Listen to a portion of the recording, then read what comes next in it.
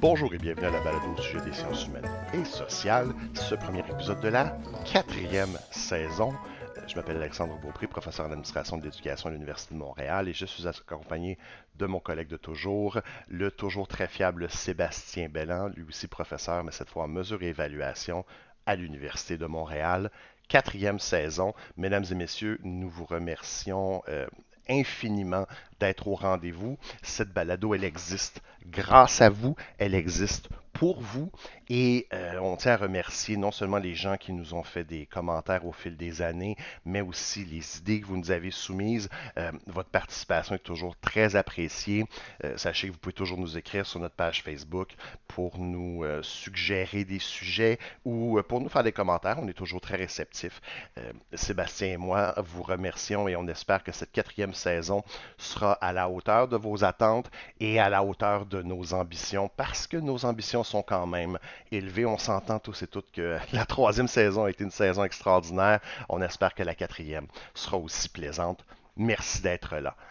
On commence cette quatrième saison en grand. C'est la tradition de commencer les saisons avec des invités de marque et qui sont à cheval souvent sur la société, la politique, l'action publique et sur la science en même temps.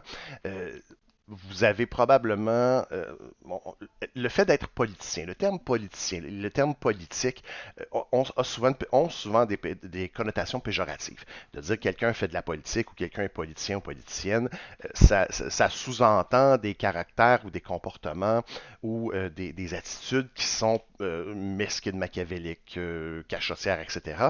Mais il se trouve que la politique en tant que telle et les politiciens et les politiciennes qui la composent, ben, sont des êtres humains comme n'importe qui et que la politique est un objet social et probablement un de ceux qui est le plus transversal en termes de, de, de, de, de composantes humaines ou de caractéristiques ou d'institutions humaines. Et on trouvait qu'il était temps d'aller chercher, d'aller parler avec quelqu'un qui travaille sur la science politique.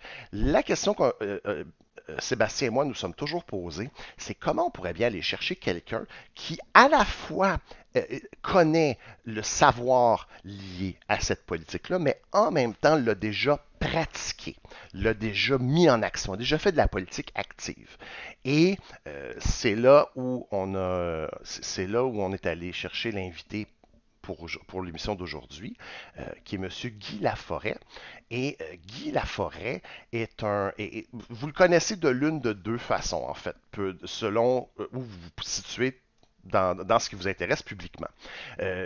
Guy Laforêt peut être pour vous, par exemple, un professeur d'université à l'Université Laval qui a travaillé pour le camp du oui lors du référendum de 1995, qui a longtemps débattu avec d'autres collègues à des émissions d'intérêt public. C'est l'ancien président de l'Action démocratique du Québec au début des années 2000. Il a été candidat pour l'Action démocratique du Québec en 2003.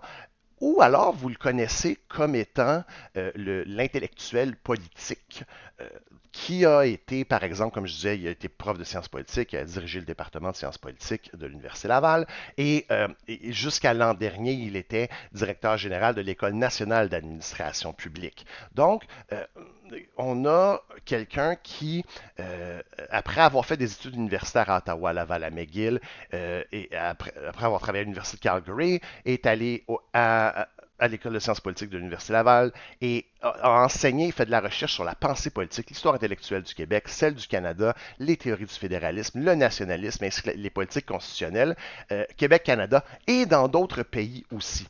Donc, il y a sur le site de l'ACFAS, vous irez voir dans la description de cet épisode, il y a une synthèse de sa carrière avec ses publications principales sur son site public de l'ACFAS.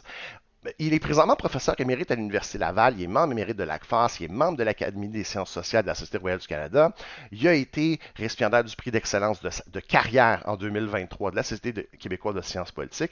On ne pouvait trouver un meilleur collègue à la fois chercheur et homme d'action de la politique pour nous parler en général de la politique, des politiciens politiciennes et aussi, vous allez voir, il y a un lien où il y a quelques mots à échanger sur l'université d'aujourd'hui, l'université contemporaine, avec Guy Laforêt.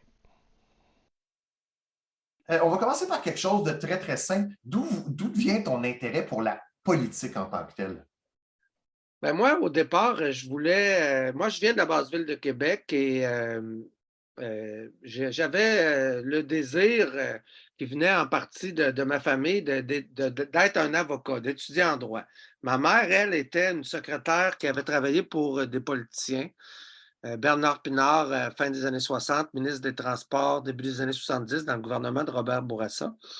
Et donc, je me suis toujours intéressé à la politique depuis l'adolescence. Tant ma mère que mon père s'intéressaient à la politique.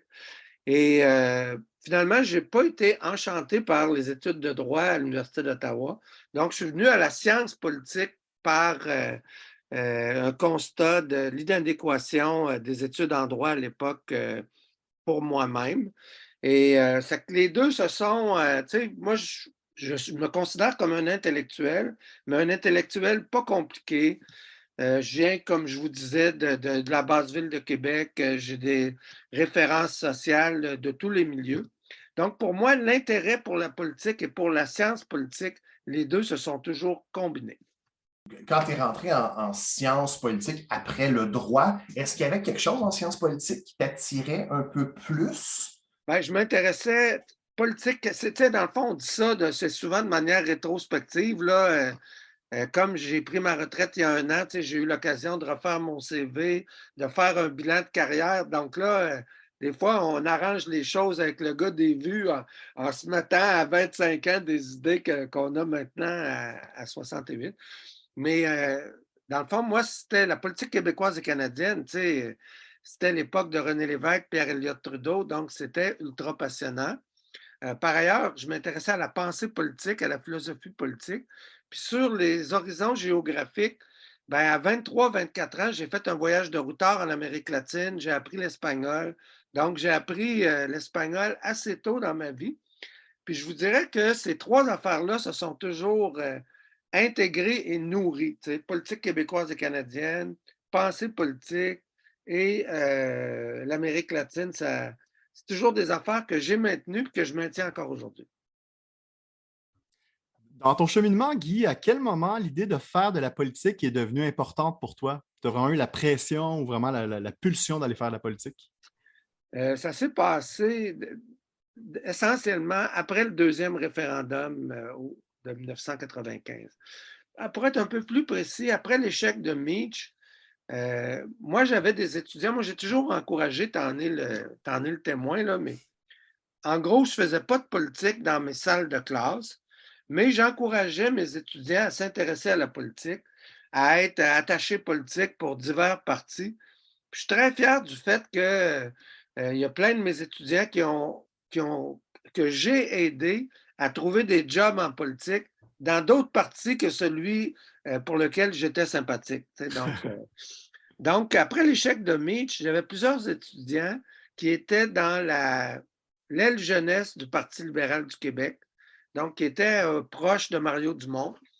Et ils m'ont invité à leur camp d'été, quelque part en Mauricie, où je suis allé avec un bébé de 2 ans. Puis ces gens-là, c'était du monde comme Éric Montigny, Marie Grégoire, qui sont devenus des amis par après. C'est l'échec de Mich, référendum de Charlottetown, le regroupement des intellectuels pour le nom à Charlottetown. Après ça, Jean Lair et Claude là, Bédard, j'ai un blanc de mémoire, là, mais Claude Bélan, l'ancien président de Desjardins, fonde un groupe, le groupe Réflexion Québec, qui a publié un rapport en 1993 que j'invite encore à votre attention et à celle de vos auditrices et auditeurs. Il y a une phrase là-dedans qui dit quelque chose comme dans les relations entre le citoyen et l'État, il est temps de passer du mode du cynisme et de la petite tricherie au mode de la responsabilité. Je ne choisis pas cette phrase-là par hasard, là, parce que ça a contribué à la fondation de l'ADQ. Puis il y a un fil conducteur, dans le fond, entre ce rapport-là, le rapport du groupe Réflexion Québec, la mouvance de l'ADQ sur laquelle on va revenir, et bien sûr celle du parti gouvernemental actuellement, la CAQ. Donc, eux, mes étudiants, ils m'encourageaient à se rapprocher d'eux. Ils étaient dans l'ADQ. Moi, je suis parti une année à Paris. Quand je suis revenu, c'était après l'élection de 94. Il y a eu le référendum. On s'est impliqué là-dedans. Puis pas longtemps après l'élection de 98, ben moi, j'ai écrit sur la base d'un modèle de Vincent Lemieux que la prochaine élection au Québec pourrait être une élection de réalignement, pourrait contribuer à faire en sorte qu'on sorte d'une prison d'un système à deux partis. Puis, dans le fond, mes anciens étudiants, dont Éric Montigny, m'ont dit, ben garde, si tu le penses, ben aide-nous à faire en sorte que ça devienne réalité. C'est de même, dans le fond, que je suis arrivé en politique en 1999. OK. Puis là, c'est la question qui est la plus importante pour nous aujourd'hui. C'est vraiment celle qui a justifié la rencontre avec toi. Comment ton travail de politologue nourrit ton travail de politicien et vice-versa? Bien, d'abord, je commencerai par comment faire de la politique a nourri mon travail de politologue. En sciences politiques, on peut avoir une conception idéalisée puis hyper théorique de la politique. On enseigne ça. J'enseignais philosophie politique d'abord. Et donc, on a une conception de la démocratie, une conception de la participation et alors, la politique est beaucoup plus complexe que ce qu'on enseigne à nos étudiantes, à nos étudiants en sciences politiques. Puis il y a des choses qu'on découvre dans le fond en les faisant. Je vous donne un exemple. En politique, il y a 4 types de relations. Il y a les relations avec les électeurs et les électrices. En général, ça se passe super bien. Ils sont généreux. J'ai fait du porte-à-porte à fin mars, début d'avril. On gelait les mains à Cap-Rouge à Sainte-Foy. Puis les gens qui ne votaient pas pour nous, ils nous invitaient quand même dans leur maison. Donc, il y a les électeurs et les électrices. Il y a les médias. Les médias, c'est une relation obligée parce qu'on est en démocratie de représentation, donc il faut leur parler. Et on n'a pas le choix, c'est super correct. Il y a les adversaires. Les adversaires, en général, quand ils ne te donnent pas de coups en bas de la ceinture, les choses se passent plutôt bien. Mais en politique, le plus dur, c'est dans ton propre parti. Alors là, pour citer Hobbes, c'est la guerre de tous contre tous.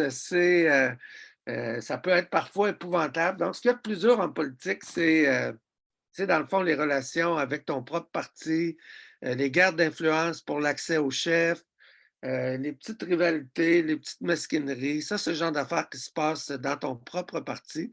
Et ça, honnêtement, toucher à ça pendant une période de 5 ans, entre 1999 et 2004, cela a beaucoup alimenté mon travail de professeur de sciences politiques.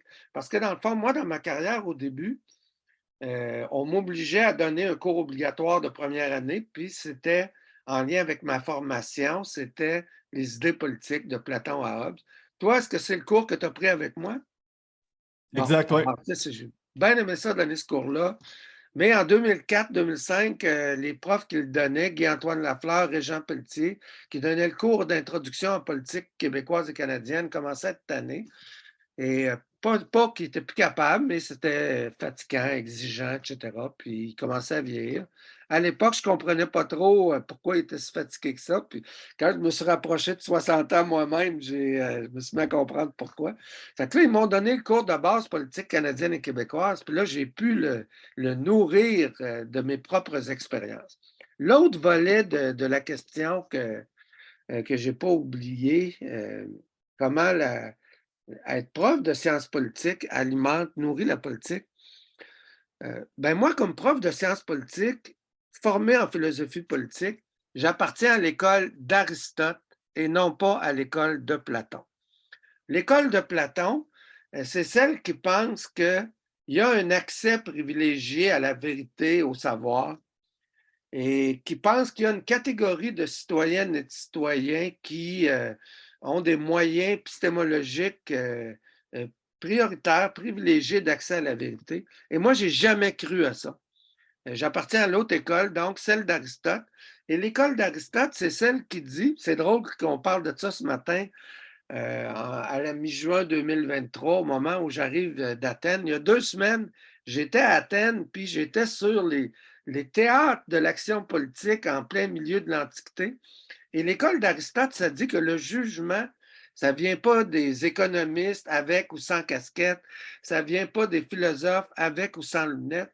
Le jugement politique, il vient quand les citoyennes et les citoyens sont rassemblés et que les conditions de la délibération sont adéquates. Et c'est le fruit de leur discussion dans des circonstances d'information imparfaites qui va donner, puis parfois il y a des erreurs, parfois on peut se tromper, mais ce qui va donner les meilleures conditions d'une décision la plus adéquate dans des circonstances précises. Alors, cette modestie épistémologique-là, qui venait de ma formation en philosophie politique, ben moi, je ne suis pas rentré en politique avec l'idée que hey, c'est moi le prof de Sciences Po, on va vous dire quoi faire. Tu sais, j'avais cet élément-là de modestie très présent. Par ailleurs, évidemment, être un universitaire et un prof de sciences humaines et sociales, et en particulier de sciences politiques, si on se présente de manière adéquate à nos collègues qui sont membres du même parti politique que nous, ben, ils peuvent voir qu'on a une contribution précise à amener. Exemple, moi, j'ai été président de la commission politique de l'ADQ. On m'a confié des responsabilités pour contribuer à élaborer la position constitutionnelle du parti. Donc, on faisait confiance d'une certaine manière à des savoirs techniques que j'ai accumulés au fil des ans, mais en même temps, les gens avec qui je militais savaient que je ne me présentais pas comme quelqu'un qui était en position cognitive, hiérarchique par rapport à elle, par rapport à eux. Je mettais des compétences techniques de l'avant, mais après ça, il y a un débat à faire, puis dans le débat, ben, comme dans n'importe quel parti politique, tu gagnes un certain nombre de votes, puis tu en perds un certain nombre d'autres. Hein. Exemple, à la DQ, ce qu'on se disait, c'est, garde, tant que tu en as 70 80 des affaires qui se passent dans ton parti avec lesquelles tu es à peu près à l'aise, ben, tu devrais rester, parce que tu vas en perdre. Mais à un moment donné, si tu en perds plus que le tiers, le quart, ben là, il faut que tu commences à te poser des questions sérieuses. Cette vision-là pragmatique de l'exercice de la politique, est-ce que c'est quelque chose qui a l'air de s'opposer? Puis là, ça se peut que je lance une niaiserie. Là, je veux dire, je ne suis pas encore en politique, je suis encore en universitaire. Là, mais quand j'étais dans le mouvement étudiant, on avait la question de est-ce que tu vas avoir raison ou est-ce que tu veux gagner? Est-ce que tu veux être pragmatique ou est-ce que tu veux être vertueux? Est-ce que c'est quelque chose que tu as observé dans ton parcours politique puis qu'il y avait des références dans l'approche épistémologique que tu avais? C'est pas vraiment, pour être juste, là, tu sais, moi, j'ai fait une thèse de doctorat en épistémologie qui citait, tu sais, Heidegger, Habermas, Foucault. Puis ma thèse, en passant, elle était très moyenne. Tu sais, c'est pas du tout à cause de ma thèse de doctorat que j'ai fini par me trouver des très bons emplois comme chargé de cours d'abord à Calgary, puis après ça, à l'Université Laval. Donc, dans le feu de l'action, là, je ne retournais pas le soir à lire les mots et les choses de Foucault ou l'être ou Heidegger. Dans le feu de l'action, tu te sers beaucoup de ton jugement qui est accumulé par une combinaison de tes apprentissages théoriques et tes expériences personnelles. Et il y a toujours eu aussi de mon côté, parce que je n'étais pas en politique, je ne suis pas en politique dans n'importe quelle société, là, je me sens en continuité avec l'expérience historique et politique du Québec. Et à l'ADQ, l'expression qu'on employait, c'était on veut faire gagner le Québec, faire enfin gagner le Québec. Mais quand c'était, j'étais pas trop sûr dans quel sens je devais aller. Ben, dans mes références, là, il y avait d'abord et avant tout ça va-tu dans le sens de faire gagner le Québec, de faire enfin gagner le Québec, d'élargir, puis là, oui, mes connaissances de Sciences Po ont été impliquées là-dedans. Le Québec, comme société autonome, comme société nationale distincte, ben, il cherche à élargir sa liberté politique, la marge de son autonomie politique et sa sécurité identitaire, le maintien d'un certain nombre de référents identitaires. puis tu es à la recherche du meilleur coefficient d'équilibre possible entre ces deux choses-là. Donc ça, pour moi, c'était ça la référence fondamentale, plutôt que quelques traités d'épistémologie. Je suis curieux parce que tu as été, bon, d'abord prof en Sciences Po, tu as aussi été à l'Action démocratique du Québec. Ensuite, tu es devenu dans les années 2010 directeur général d'une école, de l'École nationale d'administration publique. Et c'est quelque chose qui existe beaucoup dans le système francophone mondial, une institution universitaire de formation de la fonction publique, formation de l'administration publique, mais qui n'existe pas nécessairement dans le monde, pas à un tel point dans le monde anglo-saxon. Est-ce que cette direction générale-là, est-ce que ce mandat-là ou cette aventure-là, tu me diras comment ça s'est passé, est-ce que ça s'inscrit dans la même réflexion de faire avancer le Québec? Ben, pour répondre à ta question, il faut que je complique un peu Vas-y. le récit. Là. Tu sais, dans le fond, moi, j'ai fait de la politique de 99 à 2004, activement, bénévolement, tout en étant prof à temps plein à l'Université Laval et en faisant attention à comment je m'exprimais dans ma salle de cours. Puis moi, je peux bien vous dire comment je pense que j'ai fait ça, mais tu sais, les meilleurs témoins, il y en a vraisemblablement dans le monde qui vous écoute, là, c'est ceux qui étaient dans mes salles de classe dans ces années-là. J'essayais en tout cas de ne pas faire ce que Max Weber appelait du prophétisme de la chair, d'utiliser la position du prof pour passer des points du débat partisan. Mais en gros, c'est pas quelque chose qui a réussi d'un point de vue personnel immédiat parce que j'ai été candidat dans le comté de Louis-Hébert en 2003 et je me suis prononcé là-dessus dans un livre qui s'intitule Pour la liberté de la société distincte, les raisons des insuccès de l'ADQ, notamment à la campagne de 2003. Mais la réalité, c'est que ça a été très conflictuel. Je vous le disais tantôt, ce qui est plus compliqué, c'est souvent à l'intérieur d'un même parti. Et donc, c'est à la fois parce qu'il fallait que j'arrive à une décision personnelle après 5 ans de militantisme bénévole. Je jonglais avec 2 balles, prof à temps plein, puis faire passer beaucoup de temps en politique partisane. Il fallait que j'en choisisse une. Et celle que j'ai choisie, ça a été de continuer comme prof d'université à compter de 2004, sans renier mes allégeances passées. C'est un secret de polichinelle que quand François Legault a commencé à vouloir fonder son mouvement autour de 2010, il a consulté des gens pour leur poser différentes questions. Moi, il m'a demandé quelles leçons je tirais de l'expérience de l'ADQ, puis comment je voyais ce qui s'est passé pour l'ADQ, quel sens ça pouvait avoir dans un mouvement politique qu'il s'apprêtait à fonder. Puis j'ai dit vraiment ce que j'en pensais, puis ça ne me gêne pas de le partager avec vous. Dans le fond, je trouve que l'ADQ, l'erreur de base, là, puis là, je ne veux pas être dans les petites conflictualités interpersonnelles ce matin, c'est que dans le fond, Mario Dumont et les principales personnes dans son entourage, c'est des gens qui avaient été au Parti libéral et qui, sur l'axe des 2 partis, du système de 2 partis au Québec, si eux, ils avaient à choisir un adversaire à abattre, ils voulaient que ce soit le Parti libéral parce qu'entre autres, le Parti libéral, c'était beaucoup chicané avec.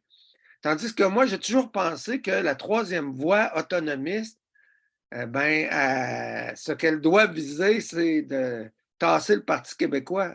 Moi, c'est ce que j'ai dit à François Legault en 2010-2011. C'est aussi un secret de polichinelle qui m'a demandé d'être candidat, de pas juste contribuer aux discussions de la fondation de son mouvement, mais aussi d'être candidat d'abord en 2012 et en 2014. Et ça, moi, après mûre réflexion, j'ai décidé que je l'avais prise, cette décision-là, une fois en 2004, de dire, OK, là, c'est le temps de choisir. J'ai choisi de continuer comme prof d'université, donc je ne suis pas retourné, tout en restant proche. Puis j'ai eu des conversations épisodiques avec François Legault, Martin Koskinen, des gens de son entourage au fil des ans, avant d'arriver à l'ENAP. Là, j'y arrive dans 1 ou 2 minutes. Mais donc, pendant la période où la CAQ montait de 2011 à la fin de la décennie des années 2010, là, je ne me suis pas impliqué directement, mais quand on me demandait ce que je pense de certaines choses, je leur disais. Je suis arrivé à la fin de cette période-là, autour de 2017-2018, dans n'importe quel métier, dans n'importe quelle carrière, tu peux résumer tes tranches de 5 ans. Puis en particulier que pour tous les gens qui sont professeurs de sciences humaines et sociales, je recommande fortement à chaque 3 ou 5 ans, de faire ton propre bilan autocritique impitoyable pour toi-même. Qu'est-ce que tu as produit? Pourquoi ça a marché? Pourquoi ça n'a pas marché? Donc, moi, je faisais ça pour chaque tranche de 5 ans. Puis en 2017, comme prof, ça faisait à peu près 6 tranches de 5 ans que j'avais. Certaines dont j'étais plus fier, plus content que d'autres, mais entre autres, la période 2012-2017, je considère que j'avais été super productif. J'étais très fier de cette période-là. Mais en toute franchise, je n'avais pas particulièrement d'idées brillantes, géniales pour la prochaine étape.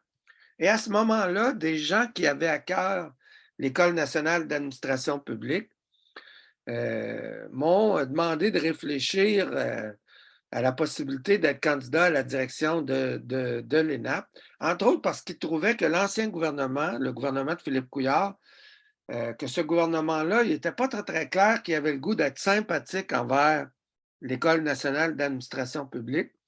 Et les gens qui m'ont contacté, eux, avaient l'impression que ça aiderait s'il y avait quelqu'un qui avait un profil public, qui avait une grande notoriété, soit à la tête de l'ENAP. C'est dans ce contexte-là que j'ai réfléchi à faire quelque chose que j'avais déjà essayé, mais qui n'avait pas marché, c'est-à-dire d'avoir une job de gestionnaire dans le milieu universitaire. Au début des années 2000, j'avais été candidat au décanat de la Faculté des sciences sociales de l'Université Laval, à peu près en même temps que j'étais à l'ADQ. C'était dans ma première étape à l'ADQ. Et donc, dans le fond, moi, j'ai eu 2 échecs professionnels. Je m'en cache pas du tout, là. Puis quand c'est un échec, ben, c'est un deuil, puis tu dois le faire, le deuil en question. J'ai été candidat en politique, ça n'a pas marché. Puis j'ai essayé d'être doyen en 2001-2002, puis ça n'a pas marché non plus. Mais ça me tentait d'essayer autre chose que d'être prof à l'université. Et en même temps, je le reconnais volontiers. Là, je t'ai rendu à 60 ans, puis comme pour moi, l'expérience pédagogique est aussi très théâtrale, elle me sape beaucoup, elle me demande beaucoup d'énergie. Ben, j'ai fait le saut, puis je suis allé. J'ai beaucoup aimé l'expérience de presque 5 ans à l'ENAP. Et encore une fois, en même temps, elle avait des limitations sur ma capacité à m'exprimer dans l'espace public. Les patrons de la fonction publique m'ont dit, là, dans des termes que je ne répéterai pas parce que c'était des conversations privées, mais en gros, ton visage, là, beau ou pas, à Anne-Marie Dussault le soir, c'est fini. Ta job, c'est plus de flasher. Ta job, c'est de faire flasher l'ENAP. Alors, ou autre élément, ben là, c'est bien le fun de faire des voyages à Katmandou ou au Kazakhstan, mais à partir de maintenant, ta job, c'est d'être présent à Québec, de t'assurer de monter la côte souvent et de faire en sorte que l'ENAP soit bien représentée à chaque fois que c'est nécessaire dans tout ce qui se passe dans les milieux de la fonction publique, du système politico-administratif à Québec. Donc, il y avait des limitations à ma liberté d'expression, mais en même temps, là, mes expériences, tant en politique que comme prof de sciences politiques, comme connaisseur de comment ça marche, les rouages du système politico-administratif, pouvaient être mises à contribution. Puis c'est une des raisons pour lesquelles j'ai beaucoup aimé ce mandat-là. Tu as parlé d'échecs, puis c'est tellement rare que les gens parlent de leurs échecs. Comme politologue, comment est-ce que tu as réfléchi? Est-ce que le fait d'être politologue t'a amené à réfléchir sur ton échec d'abord aux élections, puis éventuellement, moi, dans mon quotidien, j'étudie le travail des cadres intermédiaires des universités, fait que c'est sûr que la question du décanat m'intéresse. Là. Mais est-ce que le fait d'être politologue, comment tu as vu ces échecs-là d'un point de vue de politologue, d'un point de vue, je ne veux pas dire théorique, là, mais pas loin? Je vais commencer un peu en amont, parce que dans le fond, moi, j'étais formé en philosophie politique. J'avais Charles Taylor et James Tolley comme prof à McGill. Charles Taylor était mon co-directeur de thèse avec James Tully. Et puis, ils ont été très libéraux. Ils m'ont laissé faire une thèse d'épistémologie parce que ça me tentait de faire ça. Ils m'ont laissé faire pas mal ce que je voulais. Il aurait pu être plus directif parce qu'il aurait pu me perdre là-dedans. Puis j'avais aussi des profs comme Daniel Latouche à McGill et André J. Bélanger, qui a été mon examinateur externe de thèse de doctorat. Les deux m'ont beaucoup aidé. Latouche a été extraordinaire à McGill et Latouche m'a appris que l'enseignement, c'est du théâtre, qu'il faut le voir comme quelque chose de théâtral. Il faut être enthousiaste, il faut être passionné. C'est la première règle. Donc, j'avais ça. J'avais une formation plutôt théorique, une thèse en épistémologie. En même temps, certaine modestie là, dans la manière de voir le rôle du prof d'université.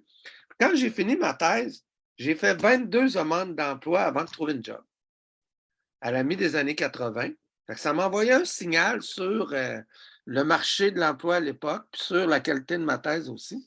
Mais la première job que j'ai eue, c'est chargé de cours à temps plein à l'Université de Calgary.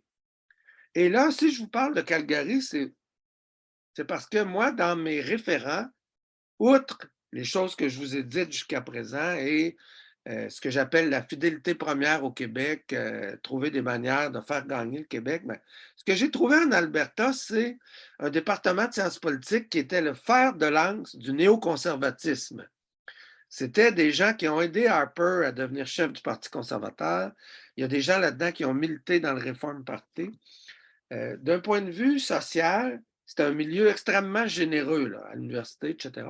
Et moi, l'expérience de l'Alberta, ce que ça a fait pour moi, c'est, OK, eux sont conservateurs en politique depuis 40 ans. Donc, un gars comme moi qui arrive en Alberta, si j'avais vécu là, j'aurais été au centre-gauche pour faire contrepoids. Mais moi, je venais du Québec et ce que l'expérience de l'Alberta a signifié pour moi, c'est que je trouvais qu'il y avait trop de monde au centre-gauche au Québec. Il y avait trop d'affaires qui étaient non examinées. Il y avait, par exemple, un syndicalisme universitaire qui favorisait des gens de 55-60 ans puis qui n'étaient pas généreux envers la relève.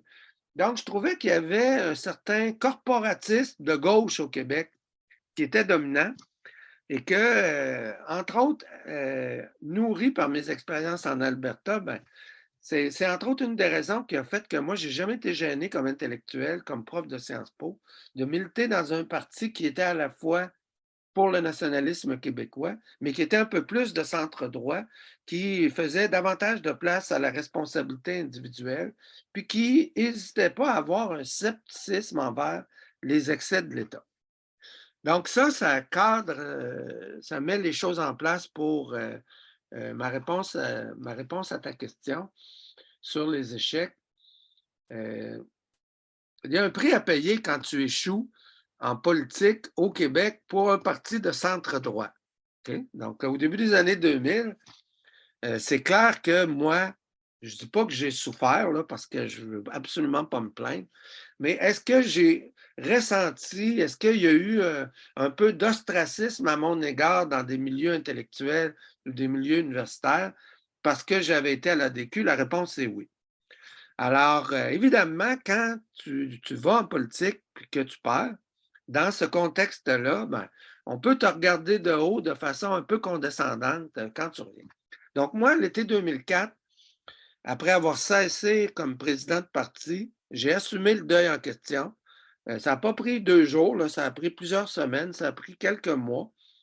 Et quand j'ai recommencé à enseigner à l'automne 2004, j'ai recommencé avec l'idée que j'étais encore, je me suis donné le défi d'être encore meilleur comme prof dans la phase suivante que je l'avais été auparavant. Puis en même temps, je me disais, bon, l'ostracisme, ça ne fait pas grand mal, ce n'est pas bien grave. Pourquoi? Parce qu'au Québec, dans notre système, quand tu es prof titulaire d'une université, on peut peut-être te regarder de travers ou aller sur le trottoir de l'autre côté de la rue, mais personne ne peut vraiment te faire mal. C'est la raison pour laquelle j'ai toujours pensé qu'au Québec, un prof d'université, et en particulier un prof titulaire, s'il n'a pas le courage de dire ce qu'il pense puis d'assumer ses décisions, ben, c'est juste que pour dire un grand mot, il est un peu pusillanime, il n'en a pas de courage parce que on est tellement protégé, on a tellement de super conditions. Donc, ça a été un échec que j'ai assumé, puis j'ai essayé après ça d'être encore meilleur prof. Et l'échec comme doyen,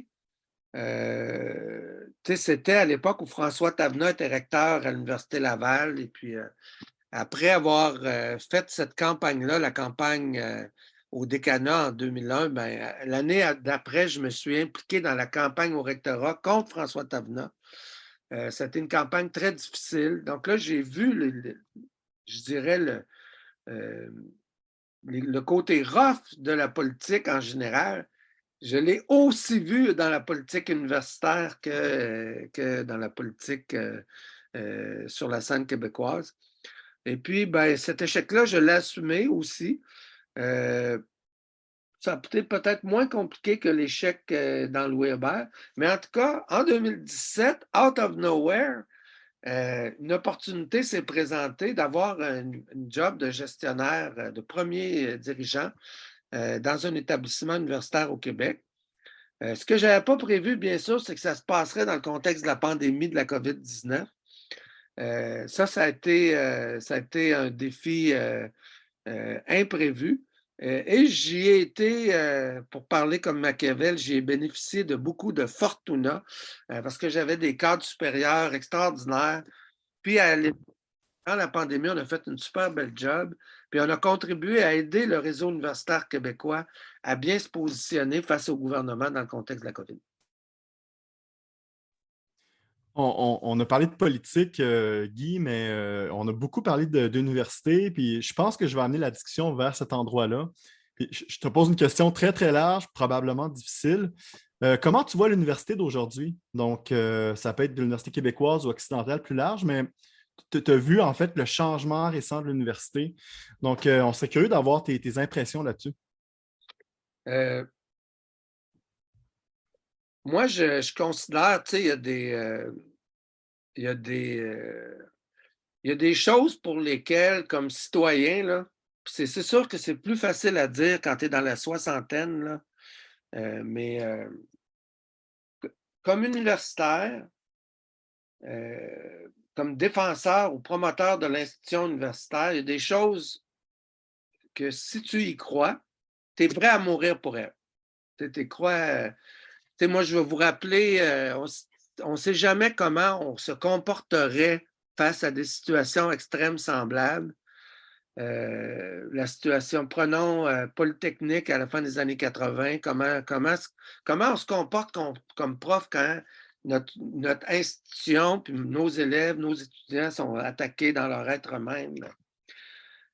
Mais c'est la même chose pour l'idée d'université. Moi, j'ai une conception de l'idée d'université comme une institution de liberté et promotrice de la liberté, promotrice de la liberté du savoir, de proposer des manières d'accomplissement et d'épanouissement personnel pour les étudiantes et les étudiants au service de la société dans son ensemble. Et quelqu'un qui croit à ça, ben, à la limite, il doit être prêt à mourir pour défendre l'idée en question, ou en tout cas, prêt à renoncer à sa job si ça se passe, si on sent que l'institution est menacée de manière semblable.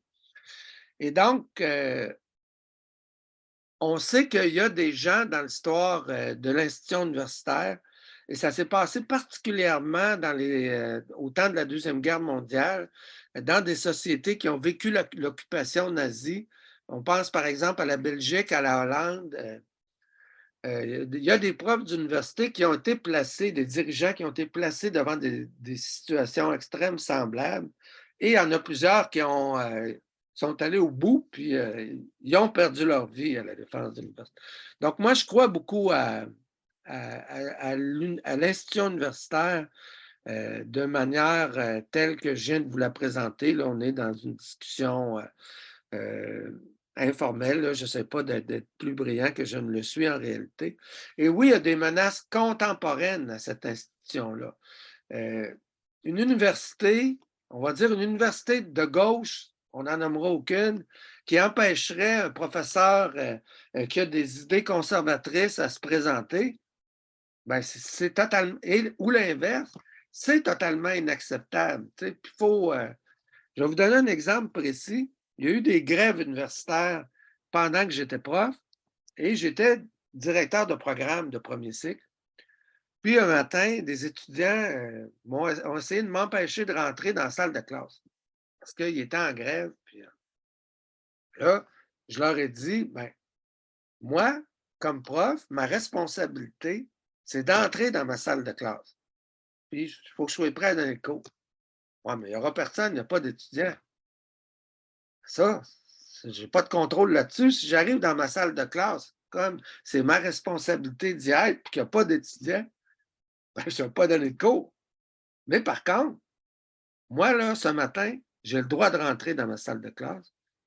Puis, je vous le dis tout de suite, si vous m'empêchez, ça s'appelle des voies de fait, m'empêcher physiquement de rentrer dans ma salle de classe et je vais vous poursuivre. Et les étudiants me disaient, mais voyons, M. Laforêt, on vous aime, vous êtes notre directeur de programme, vous n'allez pas faire ça. Ben, je dis, non, je suis vraiment sérieux, là. Je vais faire ça. Vous allez me laisser passer. Et à l'Université Laval, soit dit en passant, moi, j'ai appris ce courage-là de professeurs comme Jean-Pierre Derienic et Jacques Zilberberg à la fin des années 80. Et Derienic, les deux, je les ai eus comme prof. Et Derienic en particulier, j'ai pu constater à plusieurs reprises comment il représentait cet idéal-là du professeur universitaire courageux. À un moment donné, il a écrit un texte où il parlait du génocide arménien, puis critiquait les excès langagiers des Arméniens par rapport à la Turquie. Puis il a été invité à faire une conférence à l'Université de Montréal où il y avait essentiellement des gens de la communauté arménienne de Montréal et 2 étudiants de Derienic qui l'avaient accompagné à la conférence. Et c'était impressionnant de voir comment il allait jusqu'au bout de ses idées. J'y reviens donc plus sérieusement à ta question. Les excès de la rectitude politique, qu'elle soit de quelque orientation que ce soit, oui, il y a des menaces contemporaines sur la liberté d'expression, sur le droit de s'exprimer, sur le droit de mener des débats d'idées dans l'université contemporaine. Et d'une certaine manière, moi, j'ai été chanceux parce que mon mandat s'est terminé en 2022, puis que je n'ai pas à gérer ça au quotidien à l'étape contemporaine. Mais oui, il y a toujours des menaces et ceux qui sont à la tête des universités ont des responsabilités. De ce point de vue-là, en Amérique du Nord, je trouve que le système universitaire québécois, puis là, je vais être franc avec vous, j'ai des liens avec Alexandre Cloutier, le président de l'Université du Québec, donc je suis plutôt sympathique à son travail comme responsable de l'Université du Québec. Et donc, je sais bien sûr qu'il porte avec d'autres la responsabilité du rapport qu'ils ont fait sur la liberté académique. Je sais que d'autres universités au Québec, au-delà de l'ensemble du système dans le rapport sur la liberté académique, comme l'Université de Montréal et l'Université Laval, ont produit leurs propres documents sur cette question-là. Globalement, je trouve que face aux menaces contemporaines contre la liberté d'expression à l'université qu'on trouve dans un paquet d'universités occidentales, je trouve que globalement, le système universitaire québécois s'en tire plutôt bien. Il s'en tire bien parce qu'on a pris le taureau par les cornes de la minute où il y a eu l'événement de Mme Lieutenant Duval à Ottawa. Les établissements ont décidé, tu donnais l'exemple de l'UDM, mais c'est un peu la réaction que l'Université de Montréal a eue avec la mission du recteur de M. Jutra quand il est entré en mandat, de dire on va réfléchir avant que ça arrive ici, avant que ça nous tombe dessus. Un peu ce que disait aussi M. Cloutier dans son rapport, le rapport de la commission, de dire qu'il faut agir maintenant. C'est intéressant comme façon de voir les choses. Puis tu parlais de la politique universitaire, comment ça peut être des fois, vous excusez mon français, cutthroat, coupe-gorge. Est-ce que Quel constat, après toute cette carrière-là que tu as fait dans plusieurs milieux, à plusieurs titres, quels sont les grands constats que tu fais au sujet des politiciens, politiciennes et des collègues? Ça peut être deux réflexions séparées ou est-ce qu'il y a est-ce qu'il y a des trucs qui sont similaires? Qu'est-ce qui les distingue? Qu'est-ce qui distingue des universitaires en fonction de politiciens ou qu'est-ce qui a l'air d'être similaire entre les deux? Bien, je vais commencer par les universitaires. Moi, je dirais on peut y aller par génération. Moi, j'ai connu à l'Université Laval la génération des fondateurs des sciences sociales. Donc, Léon Dion, Gérard Bergeron, Fernand Dumont. Puis là-dessus, les hasards de la vie ont fait en sorte, moi, ma blonde, ma conjointe actuelle, elle a été élevée dans un quartier où vivaient Gérard Bergeron et Léon Dion. Fait que je les ai connus un peu par chance aussi, là. Mais en gros, je trouve qu'ils ont fait une œuvre, une production assez incomparable qui n'a pas été dépassée, que moi, je ne pense pas du tout avoir dépassé, que peu de gens dans ma génération ont dépassé. En même temps, une œuvre qui a été diffusée essentiellement en français, donc de l'ère de diffusion de leur œuvre a été extrêmement limitée. Et par ailleurs, je trouve que, arrivant à l'époque de la vie où je suis présentement, je trouve qu'ils ont un peu raté la dernière phase de la vie intellectuelle active, là, quand tu as, mettons, 60, 65 ans. Après la retraite, là, chacun fait ses choix, là, puis c'est les choix qu'ils ont faits. Mais je trouve qu'ils n'ont pas pris de distance par rapport à leur propre travail. Ils ont continué, autrement dit, à s'occuper des mêmes choses, à parler des mêmes affaires. Et moi, je trouve que tu as une posture que tu dois adopter quand tu as fini ta carrière active, là, mettons, pendant 4 décennies. Tes rôles peuvent être hauts. Tu peux encore conseiller, donner des avis, mais tu dois le faire de manière différente. En tout cas, moi, j'ai pris leur expérience m'a aidé à définir quelle serait ma posture à moi quand j'arriverais à la mi-soixantaine, puis j'y reviendrai dans une seconde. Donc, cette génération-là, immense productivité, mais aire de diffusion limitée, puis une posture répétitive, je dirais, quand arrive le dernier tiers de la vie active. Je trouve que ma génération, qui est la génération du lac Meech, moi, je fais partie d'une génération avec du monde comme Linda Cardinal, Alain Gagnon, Alain Noël, François Rocher, Guy Lachapelle, Daniel Salé, Stéphane Dion. À l'exception de Stéphane Dion, on a tous été formés en anglais. Donc, on se considère comme des patriotes québécois, mais on a publié en français et en anglais. Là, ben, on arrive à l'âge que j'ai présentement et on essaie chacun d'entre nous de définir une posture d'activisme, de présence active dans notre société, mais différente. Je trouve qu'on a une belle relève. D'ailleurs, je considère que c'est notre responsabilité de nourrir la relève. Puis là, je vais vous faire rire en mentionnant des exemples de relève qui ne sont pas nécessairement des gens qui pensent exactement la même chose que moi.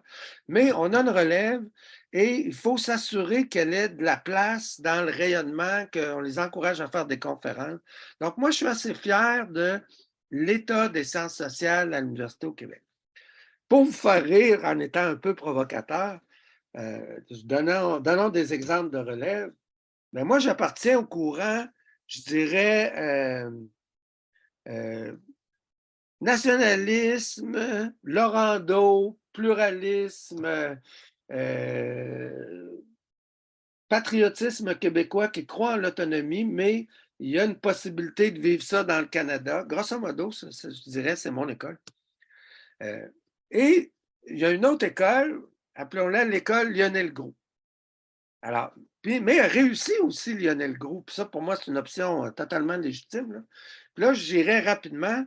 Lionel Groulx aux historiens de l'École de Montréal, Guy Frégault, Séguin, Brunet. Bon, c'est une transmission. Et il y a des gens qui se sont allés dans la mouvance de l'École de Montréal, et en particulier mon collègue Jacques Beauchemin, sociologue à l'UQAM, qui a à peu près mon âge, qui fait une super belle carrière. On peut dire que Jacques, mettons, il a mis soixantaine. Puis là, dans la quarantaine, il y a un type comme Mathieu Bock-Côté, qui est un héritier de cette école-là. Puis là, il y a une 5e génération de jeunes comme Alexis Tétrault et Étienne-Alexandre Beauregard, qui sont des jeunes qui ont à peu près 25-26 ans, qui viennent de publier des essais. Dans le cas d'Alexis Tétrault, Une nation qui n'allait pas de soi, et dans le cas d'Étienne-Alexandre Beauregard, Le schisme identitaire. Wow, ben, tu sais, moi, c'est pas mon école, là. Je considère qu'ils ont sérieusement tort de penser que la Révolution tranquille est essentiellement le produit d'inspiration, d'abord et avant tout, grouxiste. Donc, je pense qu'ils ont tort là-dedans. Mais en même temps, j'aime la continuité, la capacité de transmission générationnelle. Je salue mon collègue Jacques Beauchemin d'avoir réussi à encourager des gens qui travaillent en partie dans son sillage, mais tout en volant de leurs propres ailes. Donc, je trouve que là-dessus, au Québec, en donnant cet exemple-là, qui est un exemple de gens avec qui je ne suis pas d'accord sur tout, mais que globalement, dans nos disciplines de sciences humaines et sociales, on réussit la transmission générationnelle. Pour moi, en tout cas, le défi, c'est justement d'arriver à un âge où on continue de s'intéresser à un paquet d'affaires, mais on doit être réaliste quant à la posture qui nous permet de maintenir une crédibilité, pas avoir l'air de radoter en répétant dans un contexte différent des affaires qu'on a dites il y a 40-45 ans. Trouver des manières d'être crédible, être actif, et je ne le cache pas, en lisant autre chose. Moi, ça ne me tente pas de passer le reste de ma vie à lire juste Foucault, Heidegger, Habermas. Je veux faire de la littérature, je veux lire dans toutes les langues que j'ai apprises, je veux faire un paquet de voyages, je veux profiter de la vie pendant que je suis absolument capable de le faire. Donc, je ne veux pas rester dans le sous-sol de ma maison puis essayer d'écrire un livre qui va être le fruit de l'apothéose de l'ensemble de ma carrière. Là, ça ne me tente pas pantoute de faire ça.